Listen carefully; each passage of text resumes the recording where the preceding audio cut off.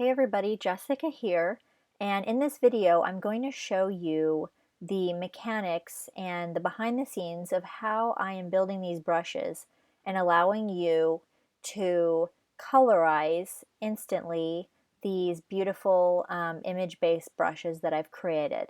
Now, if you're not taking advantage of image brush technology in Illustrator, you're absolutely missing out on a wonderful feature, and they're actually in no way inferior to vector-based brushes, um, unless per se you are making something super huge. But for the most part and 99% of everyday use, image brushes can be one, they're actually smaller than some of the more complicated vector-based brushes, and they allow you to make effects and do things that you just simply cannot do in the same way with a completely vector-based brush. So I am all for the image-based brush. They're amazing.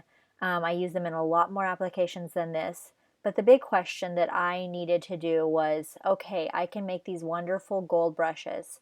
They're gorgeous, they're realistic, they're beautiful, but how do I colorize them directly in Illustrator? And this is a big thing because if you create brushes and you're somebody who makes brushes, you know that you, with the general features of them, you just simply can't. If I double click here in Illustrator and I change my colorization to hue shift, if it's a raster brush, it won't change the hue shift.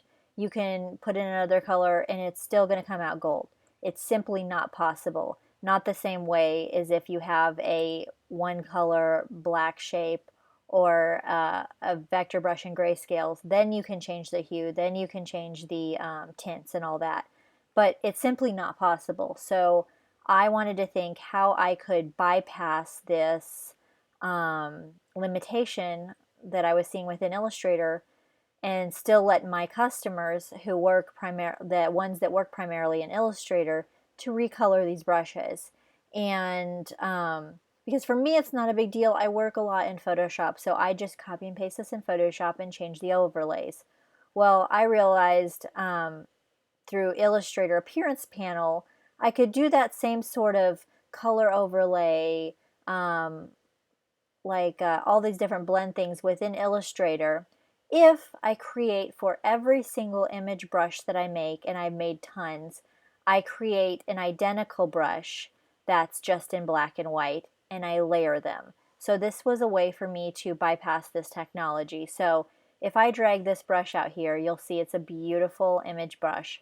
Well, if I drag this brush out here, the black version, it's a one color standard Illustrator brush in vector. And what I do is I layer that on top of the other brush in the appearance panel, and that allows me to change the color and intensity and the darkness of this brush below. And it's also another thing that I came across that took a lot of time was I made this brush and then I dragged the black version of this brush into Illustrator. Well, when I do that, whenever it rasterizes it, if I do the image trace, a lot of times it can shift slightly like that, so it won't line up perfectly. So that was a lot of work of making sure that these brushes lined up together. So that was another hurdle I had to overcome. But in the end, I did. I'm going to just delete these. So I will go through here. I'm just going to select this gold brush, the original, the base style. And it's just a simple, there's no fill obviously, and it's a simple stroke. It's the stroke right here. But if I inspect this brush here, and I go through here my appearance panel, no fill obviously, then if you notice, we have got 4 brush layers here. And if I click the bottom layer, it is the base layer, which is the beautiful gold stroke that I have. I've got 2 layers on top of it, and these control the darkness and intensity, and I'll go through those in a little bit. And then the top layer here, that controls the color. So it's just layering these brushes like they were in like a Photoshop layer style to create this amazing effect, and it's live. So it's just really cool. And then I had to think of how my customers could take advantage of this pre-colored style and make it sense within their workflow, which I'll go into in a little bit. So just to go through the details of this layering brush technology here, I've got my base stroke, and that's just default opacity 100%.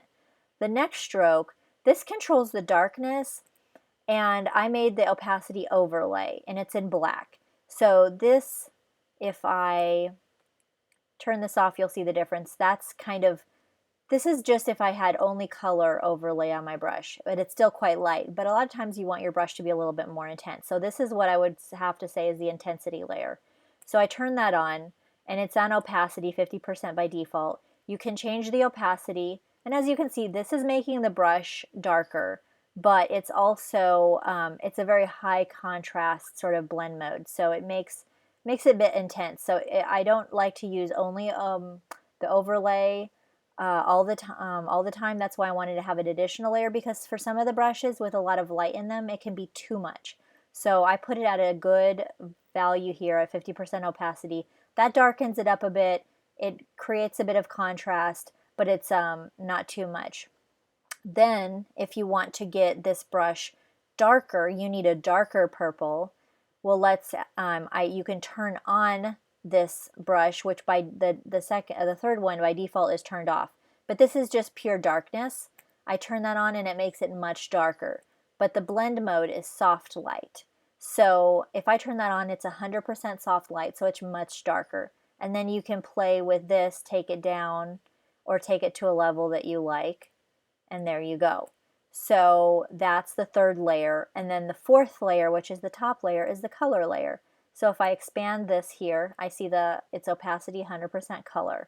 So I can just take this one and pick some different colors from within my toolkit, from in my swatch panel here, and change the color. And of course you could just double click, you can, adjust it a little more refined, like if you want to use the this thing here, this color picker.